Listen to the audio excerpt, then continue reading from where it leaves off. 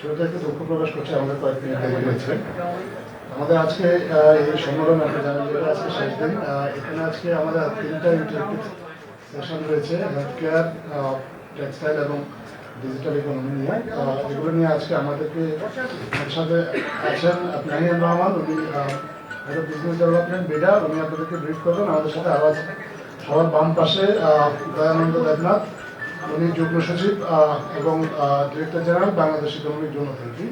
আমার সাথে আছেন শাহ মোহাম্মদ মাহবুব, এক্সিকিউটিভ মেম্বার এবং অতিরিক্ত সচিব Bangladesh investment development authority. So আমি এখন নাইয়ানকে দিচ্ছি, উনি আপনাদেরকে আজকে কার্যক্রম সম্পর্কে ব্রিফ করবেন। জি, তাহলে আমরা শুরু করি।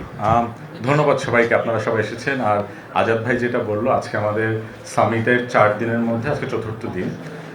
আপনারা যদি আমাদের সামিটের কার্যক্রমটি দেখেন, আমরা এটাকে যেভাবে প্ল্যান করেছিলাম হচ্ছে আমরা 3টা সেগমেন্টে ভাগ করেছিলাম। তো প্রথম সেগমেন্টটা ছিল আমাদের 7 এবং 8 তারিখ, যেটা আপনারাও কভার করেছেন, যে ইনভেস্টরদেরকে আমাদের ইকোনমিক জোনগুলোতে নিয়ে যাওয়া, ওদেরকে আমাদের ইনফ্রাস্ট্রাকচার, আমাদের যে সকল ফ্যাসিলিটি আছে সব কিছু চোখে দেখানো, সেটা ছিল আমাদের একটা অবজেক্টিভ। 9 তারিখ, যেটা গতকালকে ছিল, আপনারা সবাই দেখেছেন এবং ফলো করে প্রচারও করেছেন, সেটা ছিল সবাইকে আমাদের বাংলাদেশের ইনভেস্টমেন্টের ভিশন কী এবং ওই ইনভেস্টমেন্টের ওই ভিশনটাকে অ্যাচিভ করার জন্য আমরা কি কি পদক্ষেপ নিচ্ছি, কি কি রিফর্ম নিচ্ছি, কি কি ইনিশিয়েটিভ নিচ্ছি, ওটাকে তুলে ধরা। সাথে সন্ধ্যাবেলায় আমাদের একটা কালচারাল ইভেনিং ছিল, যেটার ওয়ান সেকেন্ড অবজেক্টিভ ছিল যে এর বাইরে বাংলাদেশের মানুষ, আমাদের কালচার, সংস্কৃতি সব কিছুকে বিদেশিদের সামনে তুলে ধরা। তো এটা ছিল 9 তারিখ। আর 9 তারিখের খুবই ছোট একটা সেকশন এবং মেইনলি আজকে 10 তারিখ, এটা হচ্ছে আমাদের তৃতীয় সেগমেন্ট। সেটা হচ্ছে আমরা জানুয়ারি মাসে একটি এফডিআই হিটম্যাপ করেছিলাম, সেখানে আমরা 19টির মতো প্রায়োরিটি সেক্টর আইডেন্টিফাই করেছিলাম।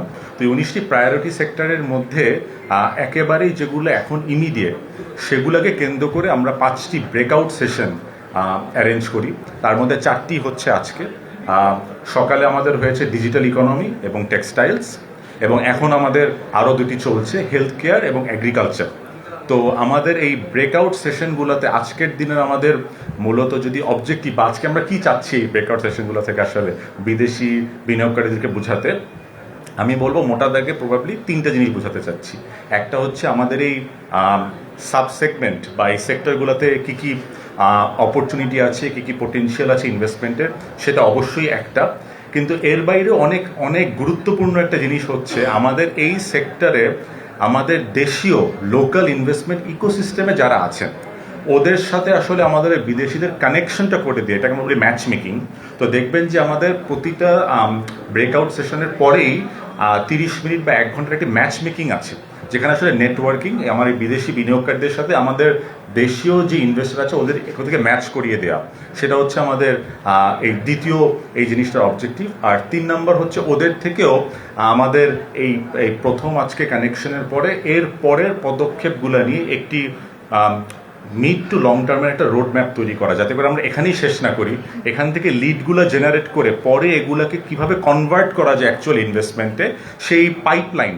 আমি জানি আমাদের চেয়ারম্যান আগে বলেছে আমাদের এই ইনভেস্টমেন্ট সামিট থেকে আমরা একটা পাইপলাইন জেনারেট করতে চাচ্ছি। তো ওই ইনভেস্টমেন্ট পাইপলাইন বা বিনিয়োগ পাইপলাইনটা তৈরি করা, সেটা হচ্ছে আমাদের আরেকটি মূল অবজেক্টিভ। এর বাইরেও আরেকটি সেশন হয়েছে, এটা হচ্ছে আইএলও এবং ইউএনডিপির সাথে একত্রে। এটা হচ্ছে আমাদের ওভারঅল যে ইনভেস্টমেন্ট এনভায়রনমেন্ট আছে, এই ইনভেস্টমেন্ট এনভায়রনমেন্টটাকে আরেকটু বেটার করতে আমাদের একটা তো হচ্ছে ডলার ভ্যালু বা ইনভেস্টমেন্ট, বাট এর সাথে আরও কিছু জিনিসপত্র থাকে, যেমন হচ্ছে আমাদের ওয়ার্কারদের হেলথ, আমাদের ওয়ার্কারদের সেফটি, ইনক্লুসিভ লেবার প্র্যাকটিসেস। আরেকটি খুবই গুরুত্বপূর্ণ জিনিস নিয়ে আজকে কথা বলি, সেটা হচ্ছে ইন্টেলেকচুয়াল প্রপার্টি রাইটস। তো এই যে আনুষঙ্গিক জিনিসপত্রগুলো থাকে, যেগুলোকে আমরা বলি ইনভেস্টমেন্টের জন্য এনেবলার, তো এনেবলারগুলো নিয়ে একটি ডিসকাশন ছিল। তো এই ছিল আজকে আমাদের মোটামুটি আজকের দিনের সেগমেন্টগুলো। আমি যদি খুবই কুইকলি একটু কিছু আপনাদেরকে স্ট্যাটিস্টিক্স বা হেডলাইনার্স দিই, আমাদের টেক্সটাইল সেশনে গতকালকে বাংলাদেশি হওয়া কিহাকসং, উনি ছিলেন একজন কিনোট স্পিকার হিসেবে। আমাদের ওই সেশনে আমাদের রেগুলেটর থেকে এনবিআর এর সাইড থেকেও ছিল, আমাদের ডেভেলপমেন্ট পার্টনার ওয়ার্ল্ড ব্যাংক থেকেও ছিল, এবং আমাদের ইনভেস্টর সাইডের গ্রুপ থেকে আপনার যেটা বললাম ইয়াং ওয়ান গ্রুপ তো ছিলই, জারা থেকেও একজন প্রতিনিধি ছিল। তো মূলত একটি মোটামুটি একটি খুবই অলরাউন্ডেড একটি আমাদের লাইন আপ ছিল টেক্সটাইলসে। ডিজিটাল ইকোনমিতে অ্যান্ড ফাইন্যান্সিয়াল, যারা চাইনিজ এবং one of the largest investors, আপনারা জানেন আমাদের বিকাশে ওদের একসময় ওদের কিছু ইনভেস্টমেন্ট রয়েছে, তো ওরা ছিল এখানে। মেটা থেকে লোক ছিল, গ্রামীণ ফোন বা টেলিনর থেকে লোক ছিল, এবং এর বাইরেও আসলে রেগুলেটরদের থেকে আমাদের special assistant to chief adviser Fayaz Tayeb ভাই উনিও ছিলেন। তো এই ছিল আমাদের মোটামুটি হেডলাইনার মানুষজন যারা সকালের সেশনে ছিলেন। বিকালের সেশনগুলোতেও আসলে আমাদের এরকমই একটি মোটামুটি অলরাউন্ডেড একটি প্যানেল আর কি এই সেক্টরের যে তিনটা জিনিস বললাম সেগুলো নিয়ে হাইলাইট করছেন। তো এই হচ্ছে আমাদের আজকের দিনের প্ল্যান, যদি আমি মোটা দাগে বলি। আর এর বাইরে যদি আমার সহকর্মীরা কিছু বলতে চায়, তারপর আসলে আমরা মনে হয় আপনাদের যদি কোনো প্রশ্ন থাকে মানিয়ে নিতে পারি। জি, থ্যাংক ইউ, ধন্যবাদ ইয়ান ভাই। মোটামুটি আপনি সবই কভার করে ফেলেছেন। ডিজিটাল ইকোনমিক যে সেশনটা ছিল সেখানে আমাদের ব্যাংকিং সেক্টর কি করে ডিজিটালাইজেশনটা বাড়ানো যায় সেই বিষয়ে আলাপ হয়েছে। আর একটা বড় ইস্যু নিয়ে আলাপ হয়েছে, সেটা হচ্ছে আমাদের সেমিকন্ডাক্টর বিজনেস, যেটা এখন পর্যন্ত তো আমরা ডিজাইন ফেজে আছি। ডিজাইন ফেজ থেকে টেস্টিং ফেজে যেতে গেলে আমাদের কি করতে হবে এইটার উপর গুরুত্ব আরোপ করা হয়েছে। টেক্সটাইল সেক্টরে ইহাকসাং যে বিষয়টার উপর গুরুত্ব আরোপ করেছেন সেটা হচ্ছে যে তারা ব্যবসা করতে চান, আরো বিনিয়োগ বাড়াতে চান, কিন্তু সেজন্য ব্যবসার যে পরিবেশটা সেটা আরো উন্নত করতে হবে। বিশেষ করে আমাদের ক্রস বর্ডার ট্রেড, যেটা কাস্টমস এন্ড পোর্ট ফ্যাসিলিটি, এইটা যাতে আরেকটু সহজ করা যায়, এটার জন্য যেন ব্যবসাতে কোনো প্রতিবন্ধক তৈরি না হয়, এটার বিষয়ে উনি জোর দিয়েছেন। হেলথ কেয়ার এবং অ্যাগ্রো নিয়ে এখন সেশন চলছে। হেলথ কেয়ারে যেটা প্রচুর বিনিয়োগকারী এখন এসেছেন, ওনারা মূলত এপিআই এবং নতুন ভ্যাকসিন তৈরি বা অ্যাডভান্স মেডিকেল যে ইস্যুগুলো আছে সেগুলোর উপর তারা যোগ দিচ্ছেন, বিনিয়োগে আগ্রহ দেখাচ্ছেন। আয়দুর কথাটা নাহিয়ান ভাই বলেছেন। তবে এই যে সেশনগুলো হয়েছে, সেশনের বাইরে এই সামিটের নতুন যেটা আমরা বিডার পক্ষ থেকে করেছি সেটা আপনারা জানেন যে দোতলায় প্রায় 10টা রুমে সরকারি যে সমস্ত সংস্থাগুলো ছিল, বিটা, বেজা, বিদ্যুৎ বিভাগ, department of environment, NBR, Bangladesh bank, প্রত্যেকের জন্য আলাদা করে একটা রুম ছিল, এবং বিনিয়োগকারীরা যারা এসেছেন তাদের যাদের ওই বিষয়ে আলাপ করার ছিল, ওই বিষয়ে কোনো ইস্যু ছিল, তারা সরাসরি শিডিউল অ্যাপয়েন্টমেন্ট করে এই রুমে এসে কথা বলতে পেরেছেন। এইটা আমি মনে করি এইবারের সামিটের একটা উল্লেখযোগ্য এডিশন। অন্যান্যবার যেটা হয় তারা সামিটে আসেন কিন্তু কথা বলার লোক পান না, বিভিন্ন জায়গায় দৌড়াদৌড়ি করতে হয়। এবার এটা আমরা খুব ভালোভাবে ম্যানেজ করতে পেরেছি। ফলে তাদের যে সমস্ত তাৎক্ষণিক প্রশ্ন ছিল বা কোশ্চেনগুলো ছিল সেগুলো তারা অ্যান্সার পেয়েছেন। এবং যেটা আমাদের নিভে চেয়ারম্যান মহোদয় আগে থেকেই বলেছেন যে সামিটের আসলে এখানেই শেষ না, সামিটে যা যা হয়েছে সেগুলো আমরা ট্র্যাক করবো ভবিষ্যতে, তাদের কাছ থেকে ফিডব্যাক নেব এবং কিভাবে তাদেরকে আমরা হেল্প করতে পারি। ফলে এই সমস্ত যে আয়োজনগুলো আমরা মনে করছি যে এ পর্যন্ত যা করেছি মোটামুটি সফল।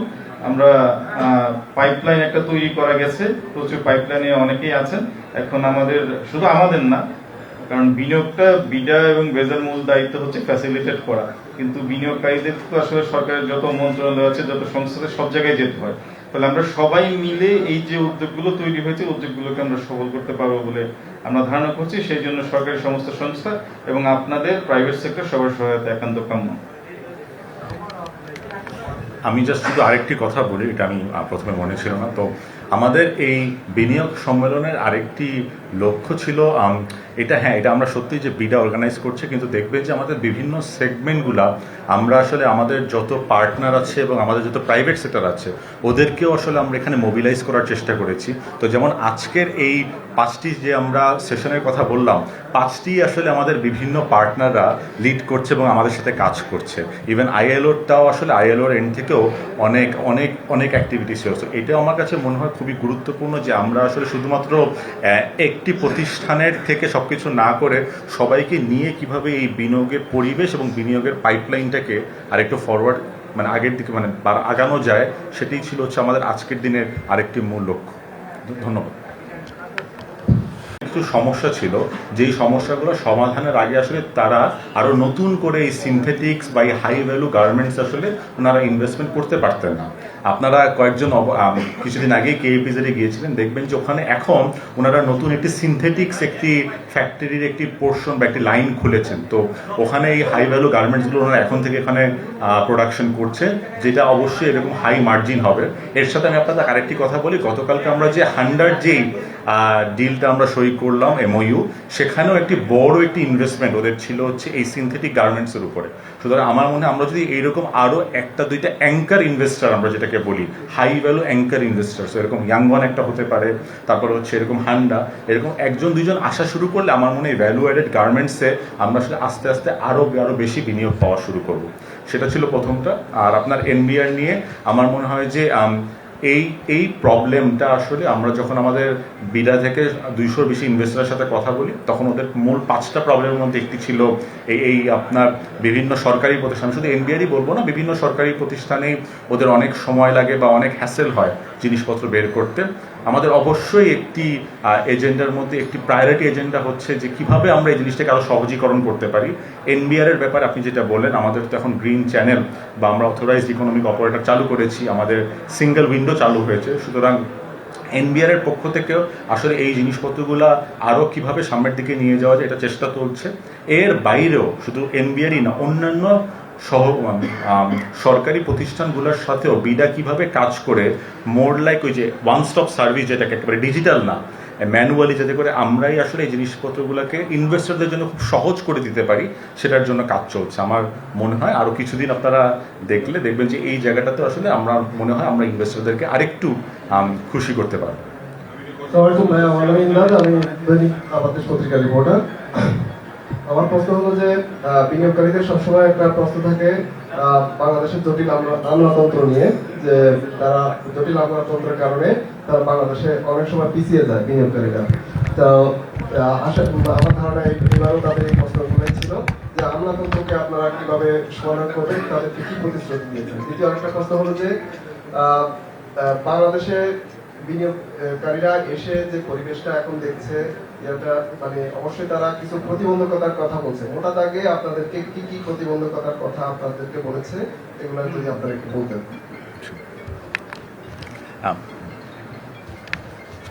জি, ধন্যবাদ আপনাকে। আপনি যদি দেখেন আসলে আমাদের এই আমলাতান্ত্রিক যে ঝামেলার কথা আপনি বলছিলেন, এর অনেকটাই আসলে এবার বিদেশি বিনিয়োগকারীরা এসে নিজেরাও দেখছেন যে অনেক ইমপ্রুভ হয়েছে। আমি যদি আপনাকে একটা বেসিক এক্সাম্পল, এবং এটা একটা আমাদের ইনভেস্টর বলছিলেন যে আমাদের এখানে আগে যদি আপনারা আমাদের সরকারি সেট আপ দেখতেন, আসলে এখানে প্রায় 70 জন মন্ত্রী প্রতিমন্ত্রী মিলিয়ে অনেকে থাকাতে আসলে ওনাদের অ্যাপ্রুভাল পেতে বা প্রসেসগুলোকে আপনার পাস করতে অনেক সময় লাগতো।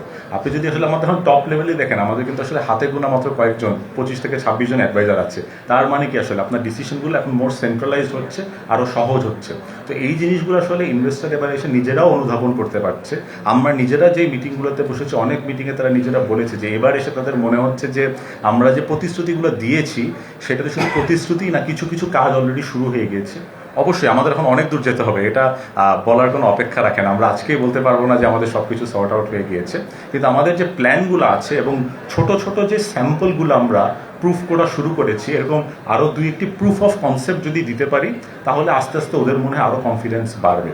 আর প্রবলেমের কথা যেগুলো বললেন, ঘুরে ফিরে ওই 4 থেকে 5টা প্রবলেমই, যে আমাদের অ্যাক্সেস টু রিসোর্সেস, একটা পলিসি কন্টিনিউইটি, ওটা যখন একবার আসে তখন আবার হঠাৎ করে যদি চেঞ্জ হয়ে যায় তাহলে ওদের বিজনেস কেসটাকে মেনটেন করতে কষ্ট হয়। করাপশন আমাদের মানে অনেক দিনের একটি মূল প্রবলেম ছিল। এরকম হাতে গোনা 3 থেকে 4টা যে প্রবলেম আমরা আগেও শুনেছি, ওর বাইরে তেমন কোনো প্রবলেম আমাদের ওরকম করে এবার হাইলাইটেড হয় নাই নতুন। কিন্তু একটা জিনিস ছিল যে সবাইটা এখন বুঝছে যে আপনার এই নতুন ট্যারিফ এনভায়রনমেন্ট বলেন বা এই নতুন ট্রেড এনভায়রনমেন্টে অনেক চেঞ্জ হয়। তো আসলে শুধু আমরা না, প্রতিটি দেশ, প্রতিটি বিজনেসই আসলে এই জিনিসটাতে আরেকটু কিভাবে ফ্লেক্সিবল থাকতে পারে, আরেকটু কিভাবে অ্যাজাইল থাকতে পারে, যাতে এরকম যদি কোনো চেঞ্জ হয় তাহলে আসলে এটাতে কুইক অ্যাডজাস্ট করা যায়। এটা নিয়ে আসলে আমার মনে 2 পক্ষ থেকেই কাজ করা রয়েছে। তো এটা নিয়েও আসলে অনেকের সাথে কথা হচ্ছিল যে নতুন পরিস্থিতিতে আসলে কোনো কিছুই এত স্টেবল না আগের মতো। তো ওই জিনিসগুলো নিয়ে কীভাবে আমরা একটু বেটার প্ল্যানিং করতে পারি আর কি, এই জিনিসটা নিয়ে ওদের কিছু অবজারভেশন ছিল। তো এই হচ্ছে আমি একটু কথা বলতে যাচ্ছিলাম। আমার নাম শাহিদ, আমি ইন্ডিপেন্ডেন্ট টেলিভিশনে কাজ করি। এই ইনভেস্টমেন্ট সার্ভে আজকে তো শেষ হচ্ছে, এখন পর্যন্ত আমরা কতগুলো দেশ থেকে কি পরিমাণ ইনভেস্ট পেলাম, কতগুলো দেশ থেকে কি পরিমাণ পেলাম? আচ্ছা, তো আমি এখানে 2টি ভাগে উত্তর দিই। একটা হচ্ছে কি পরিমাণ পেলাম টোটাল। আমাদের যেহেতু এখনও 2টি আরও টেকনিক্যাল সেশন বাকি আছে, আমরা যেটা করবো যে 2টা টেকনিক্যাল সেশন শেষ হলে আমরা ওই 4টি, আমরা আজকের 4টি এবং গতকালকে সব কিছু মিলিয়ে আমরা আরেকটি সামারি করে আপনাদের সাথে আরেকবার প্রেস কনফারেন্স করব। এখন পর্যন্ত যদি আমি বলি, গতকালকে আপনারা দেখেছিলেন যেগুলো আমরা একেবারে হাই ভ্যালু এমওইউ সই করেছি, তার মধ্যে একটি ছিল হান্ডার $150 মিলিয়ন, যেটা একেবারে এই আপনার সামিটেই সই হয়েছে। তার আগে ওই দিন গতকালকে সকালবেলায় আমরা জানলাম যে আমাদের সব আপ আমাদের শপআপ যেই স্টার্ট আপের যে বিজনেস আছে ওখানে 110 মিলিয়নের মতো ইনভেস্টমেন্ট এসেছে। ওটা একেবারে আমাদের সামিটের থ্রুতে এসেছে। এটা মানে কোনো কিছুই আসলে একদিনে হয় না, তো এগুলো অনেক দিনের কাজের ফলে আসে আর কি। তো এই বড় দুইটা আমরা অলরেডি গতকালকে জেনেছি। এর বাইরে ছোট ছোট আরও এই সেগমেন্টগুলোতে যেগুলো হচ্ছে সেগুলো আমরা কালেক্ট করে আপনাদের সাথে একবারে কথা বলবো। এর আগের প্রশ্ন নিয়ে আমার সহকর্মীর একটি কথা ছিল। আচ্ছা, এখন পর্যন্ত আমি যেটা গতবারে আমাদের চেয়ারম্যান বলেছিল, প্রায় আমাদের রেজিস্ট্রেশন ছিল 550-র মতো। আমি যদি বলি এই বিভিন্ন অনুষ্ঠান বিভিন্ন সেগমেন্টে আমরা প্রায় 400 থেকে 450-র মতো বিদেশি পেয়েছি। এখানে একই কোম্পানি থেকে 2-1 জন এসেছে। তো আমাদের এই এক্সাক্ট কোম্পানির কাউন্টটাও আসলে আমরা ফিল্টার করে মানে ইন্ডিভিজুয়ালি রিপিটেটিভ না করে কতজন কোম্পানি এসে এটারও একটা সামারি আমরা আপনাকে এই আগামী প্রেস কনফারেন্সে দিয়ে দিব। না, একই প্রতিষ্ঠান থেকে আসলে 2 জন এসেছে, এরকমও হয়েছে। তো হ্যাঁ, প্রতিষ্ঠান এখন পর্যন্ত 2টি আসলে আমরা আচ্ছা, আমার মনে হয় এইভাবে কতগুলো প্রতিষ্ঠান এবং তারা কত বিনিয়োগ করেছে এই রেকর্ডটা আলোচনা না করাটাই বেটার, কারণ আমাদের নির্বাহী চেয়ারম্যান মধ্যে আগে বলেছেন আসলে কোন জায়গা থেকে কত বিনিয়োগ পাচ্ছে সেটাই সামিটের উদ্দেশ্য না, বরং উদ্দেশ্য হচ্ছে একটা পাইপলাইন তৈরি করা, একটা প্ল্যাটফর্ম তৈরি করা এবং বাংলাদেশকে তুলে ধরা যায় বাংলাদেশে বিনিয়োগ সম্ভব। সেই জন্য, কারণ এর আগের বার সামিটেও আমরা বেশ বড় অঙ্কের একটা ফিগার হয়তো আপনাদের জানিয়েছিলাম যে গত সামিটে কত কমিটমেন্ট এসেছিল, কিন্তু আলটিমেটলি সেটা কিন্তু ইমপ্লিমেন্টেড হয় না। ফলে কমিটমেন্ট করে যাওয়া এবং সেটা ইমপ্লিমেন্ট করা দুটোর মধ্যে একটু ডিফারেন্স আছে। ফলে এই পাইপলাইন তৈরির ক্ষেত্রে এবং সেটাকে ভালোভাবে ট্র্যাক করার ক্ষেত্রে আমরা বরঞ্চ নজরটা দিই। একজন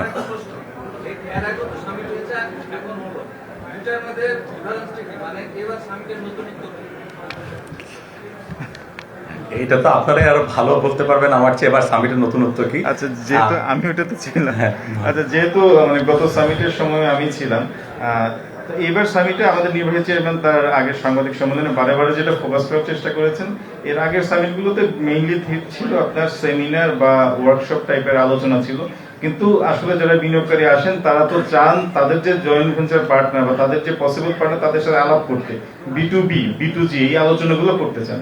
এই সামিটে কিছু সেমিনার বা আলোচনা সভা রাখা হয়েছে, তার চাইতে বেশি জোর দেওয়া হয়েছে ওই সুযোগটা তৈরি করার জন্য, যাতে বিনিয়োগকারীরা এসে তারা যাদের সাথে কথা বলতে চান তাদের সাথে কথা যেন বলতে পারেন। ফলে সেমিনার বা সেশন যেগুলো হচ্ছে, সেশনের পরেও একটা B2B অপশন রাখা হয়েছে। তারপর আমি বললাম এখানে দোতলায় 10টা রুম ছিল, সেখানে কনসার্ন এজেন্সিরা ছিল, তাদের সাথে কথা বলার সুযোগ হয়েছে। ফলে আমার মনে হয় এইটাই হচ্ছে সবচেয়ে বড় অ্যাডিশন, যে তারা এসে প্রকৃতপক্ষে তারা যাদের সাথে বিনিয়োগ করবেন বা যেখানে যেখানে তাদের ইস্যু তাদের সাথে কথা বলার সুযোগ পেয়েছেন, শুধু সেমিনার বা সেশনেই সীমাবদ্ধ ছিল না। আমার মনে হয় যে দুইটা সামিটের মধ্যে যদি আমি তুলনা করি তাহলে এবারে অ্যাডিশন এইটাই, যেখানে B2B এবং B2G সুযোগ অনেক বেশি ছিল। আপনারা দেখেছেন যে এইবার প্রথমবারের মতো বিনিয়োগকারীদেরকে আমরা ফিল্ডে নিয়ে গিয়েছি। আপনারা বেশ কয়েকটা স্পেশাল ইকোনমিক জোন দেখেছেন, সেখানে কী কী সুযোগ সুবিধা আছে সেগুলো হাতে কলমে দেখেছেন। বিনিয়োগ করলে বিনিয়োগের জন্য ওনারা কী কী প্রতিবন্ধকতা ফেস করবেন এটা দেখছেন। আরেকটা ইম্পর্টেন্ট জিনিস ছিল, আপনারা এখানে দেখেছেন 3টা রাজনৈতিক দলের সাথে বিনিয়োগকারীদেরকে আলোচনার সুযোগ করে দেওয়া হয়েছে।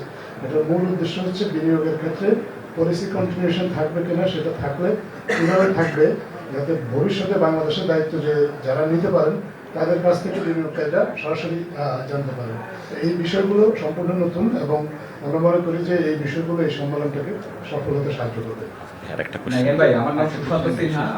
আমরা জাস্ট একটা মাত্র কোশ্চেন নেবো, কারণ আমাদের নাইন ভাই, আমার নাম সুশান্ত সিনহা, 71 টিভিতে আছি। একটা বিষয় বড় বড় আলোচনা বা সেমিনারের ক্ষেত্রে আমরা যেটা মিস দেখি সেটা হচ্ছে যে ফলো আপ থাকে না। আপনারা বলছেন যে বিডা এবার ফলো আপ করবে, ব্যবসায়ীরা সেই আশটা করেছে, সেই ফলো আপের কি প্ল্যান করছে বিডা, এবং সেটা যদি একটু আপনি বিস্তারিত বলতেন। আচ্ছা, তো এখানে আপনি ইউ আর ভেরি রাইট। আমাদের এই যে আমাদের সাহেব যেটা বলেন, আসলে আমাদের যদি আপনি এবার একটি প্রাইমারি অবজেক্টিভ বলে থাকেন, এটা হচ্ছে পাইপলাইন তৈরি করা, যাতে আমরা ট্র্যাক করতে পারি, এবং এটা নিয়ে আসলে আমাদের একটা সুনির্দিষ্ট রোডম্যাপ আছে।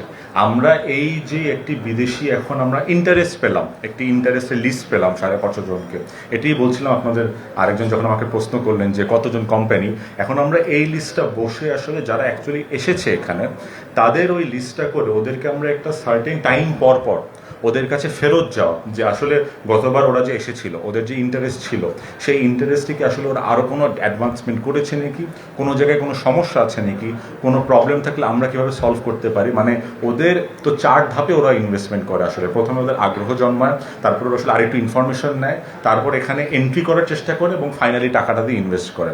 তো ওরা আসলে এখন মূলত প্রথম ধাপে আছে। মানে প্রথম ধাপ থেকে ওদেরকে আমরা কিভাবে হাতে ধরে বাকি ধাপগুলো নিতে পারি এবং এই জন্য একটি সার্টেন টাইমলাইন পর ওদের কাছে আমরা আবার গেট ব্যাক করবো এবং চেষ্টা করবো ওদের সাথে কন্টিনিউয়াস কমিউনিকেশনটা রাখতে, যাতে করে 18 থেকে 24 মাস আমার পার্সোনাল ওপিনিয়ন হচ্ছে একটি প্রপার ইনভেস্টমেন্ট আসলে এরকম একটা টাইম লাগে শুরু থেকে শেষ পর্যন্ত। তো এইরকম 18 থেকে 24 মাসের একটা রোড ম্যাপ আমরা বানিয়ে ফেলবো এদেরকে নিয়ে, যাতে করে এর পরের বার যখন যদি এরা আবার আসে এই ইন্টারেস্টের স্টেপ নিয়ে কথা হবে না, এটা হচ্ছে পরের যে কোনো একটি ধাপ নিয়ে যে ওদের এখন এন্ট্রি করতে বা আসলে অ্যাকচুয়াল ইনভেস্টমেন্ট করতে আর কি সহযোগিতা লাগবে। আমরা এভাবেই প্ল্যান নিয়ে আগানোর চেষ্টা করছি। ধন্যবাদ। ধন্যবাদ সবাইকে। আপনার সবাইকে ধন্যবাদ।